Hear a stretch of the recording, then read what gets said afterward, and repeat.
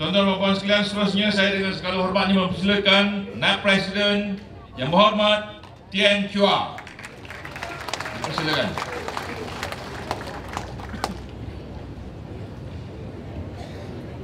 Pengerusi Tetap Presiden, Timbalan Presiden, Ketua Umum, sahabat saya dalam kepimpinan, sahabat saya dalam seperjuangan,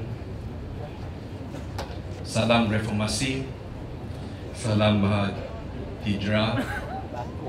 Beberapa perwakilan tadi telah sentuh tentang proses penghijrahan yang kita tengah bersedia.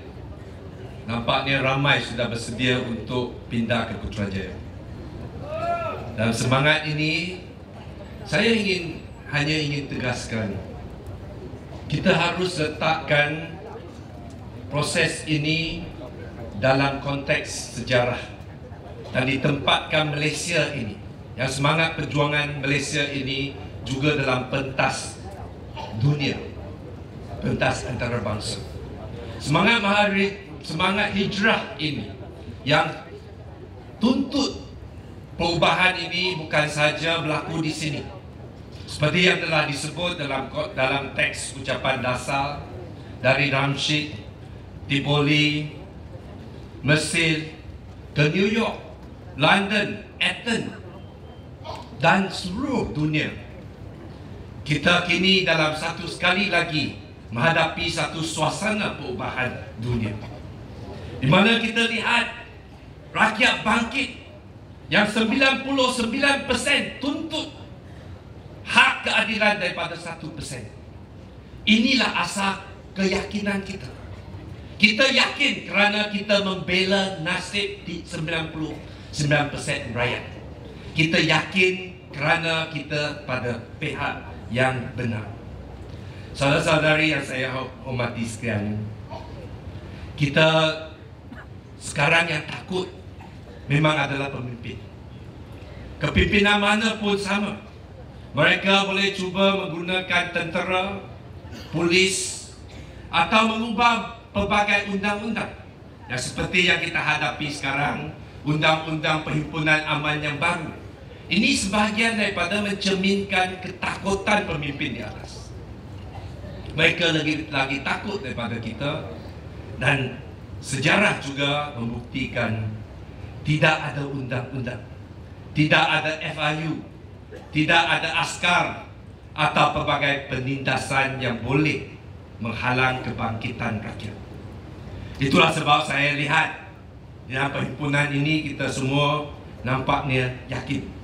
Saya sendiri tidak perlu lagi mengulang bagaimana kita capai kemenangan ini. Apa kerja yang kita perlu buat supaya kita menang.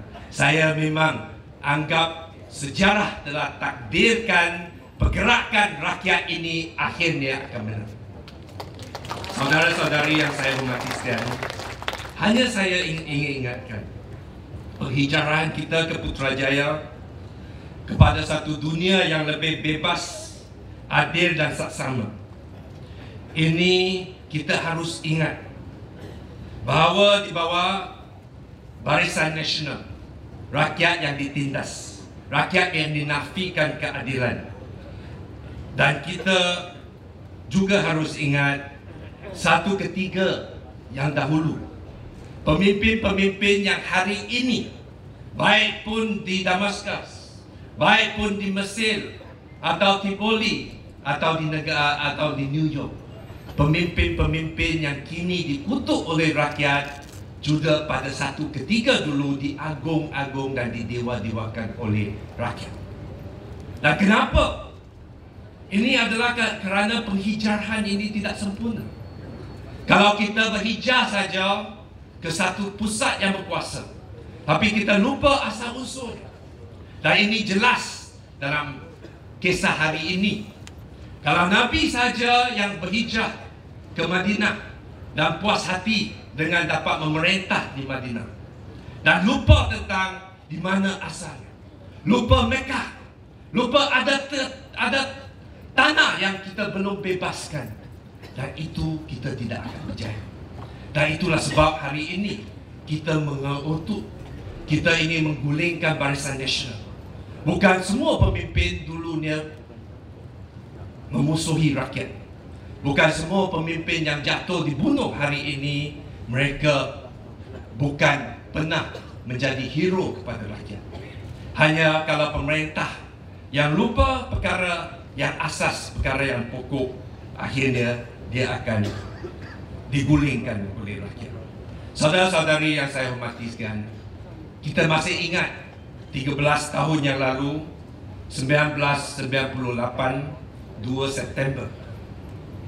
Waktu itu dunia dan khususnya rakyat Malaysia dikejut oleh berita saudara Anwar Ibrahim dipecat. Ramai di kalangan kita yang duduk di sini tidak kenal secara pribadi Datuk Seri Anwar Ibrahim. Hanya menganggap dia seorang pemimpin. Dan apa yang berlaku seterusnya pada 20 hari bulan September, di mana rakyat beribuan berhimpun di Masjid Negara, termasuk saya sendiri. Waktu itu belum lagi kita fully committed dalam perjuangan ini. Hanya nak dengar apakah arah tuju seorang pemimpin Barisan Nasional yang telah dipecat. Perjalanan yang kita ambil dari Masjid Negara ke Dataran Merdeka hanya mengambil masa 15 minit. Dan kita sampai ke Dataran Merdeka dan mengisytiharkan satu batu proklamasi untuk berjuang. Dan ramai di kalangan kita telah berjalan bukan 15 minit tetapi 13 tahun. Sampai hari ini kita telah melihat tidak bersia-sia 13 tahun ini kita telah mencapai sedikit kejayaan. Tapi kerana bila kita mendengar berita Datuk Seri Anwar Ibrahim ditangkap, beliau tidak tinggalkan pesan tentang rancangan bagaimana kita tawan kerusi-kerusi. Tidak ada message tentang bagaimana kita harus berjuang. Rakyat yang atur sendiri. Aktivis-aktivis yang di bawah ini ramai yang merandikan diri untuk berdepan dengan penindasan, yang mengorbankan pekerjaan, mengorbankan keluarga dan pelbagai segala-galanya untuk mencapai kejayaan. Bila kita menang, kita harus sentiasa ingat siapa kita sebagai Parti Keadilan Rakyat, siapa kita dalam perjuangan ini.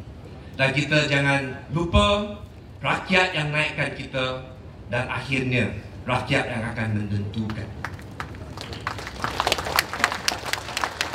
Hijrah, memang kita mau hijrah, tapi jangan lupakan tempat asas. Ini adalah parti aktivis. Ini adalah parti milik reformis. Ini adalah parti untuk semua orang yang mempunyai minda ingin perubahan dan sentiasa taat kepada prinsip ini. Dan ini juga kita dengar teguran, kita dengar dari akar umbi bagi semua pemimpin, bagi pemegang jawatan.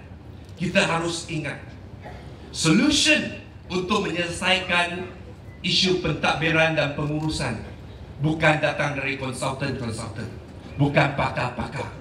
Yang Barisan Nasional silap, yang Najib silap fikir boleh gunakan APCO, boleh gunakan McKinsey dan ramai pakar-pakar yang hebat yang boleh selesaikan masalah negara.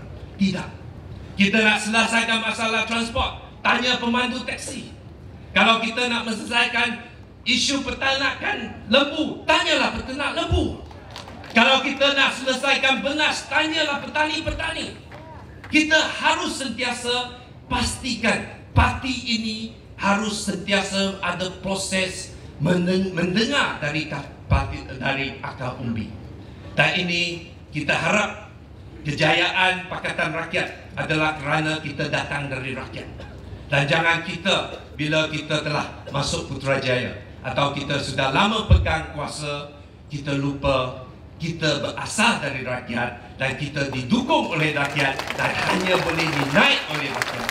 Dan kita harap parti ini akan jadi the party of the future, parti masa depan, dengan syarat kita adalah parti yang untuk rakyat, parti yang sentiasa memegang kepada cakapan rakyat. Dan kongres ini saya anggap sebagai satu sukses kerana inilah masanya kita dengar dari perwakilan pelbagai percakapan dan pelbagai hasrat hati yang akan dicatat oleh pemimpin, dan bila kita melaksanakan amanah rakyat, kita sentiasa dengar kepada hujah-hujah ini.